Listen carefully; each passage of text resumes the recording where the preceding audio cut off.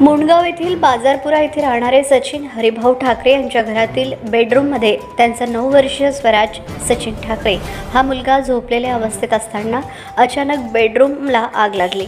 Bedroom रूममधून धूर निघत असल्याचे वडील सचिन हरिभाऊ ठाकरे यांच्या लक्षातच आग लागल्याची पेट दिसताच वडिलांनी मुलाला वाचवण्यासाठी धाव घेतली असता वडील सचिन हरिभाऊ ठाकरे 45 वर्ष हे सुद्धा आगीत गंभीररित्या भाजल्या गेले होते। या जखमी दोघांनाही अकोला येथील जिल्हा रुग्णालयात उपचारासाठी दाखल करण्यात आले होते। मुंडगावात आग विझवण्यासाठी अग्निशमन दलाची गाडी सुद्धा दाखल झाली होती। तोपर्यंत गावकऱ्यांनी आग विझवण्यात मदत केली होती। अखेर या आगीत भाजलेल्या दोघाही बापलेकाचा मृत्यू झाला आहे। या आगीत अंदाजे सोने चांदीचे दागिने किंमत 3,75,000, कपडे व घरेलू साहित्य अंदाजे किंमत 3 लाख व नगद रोख रक्कम 1,85,000 रुपये जळून खाक झाली आहे।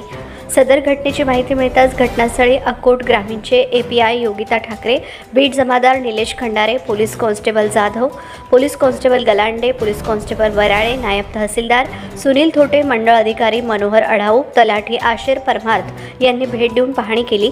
पुढील तपास अकोट ग्रामीण पोलीस स्टेशनचे ठाणेदार किशोर जुनघरे यांच्या मार्गदर्शनात बीट जमादार निलेश खंडारे पोलीस कर्मचारी करीत आहेत।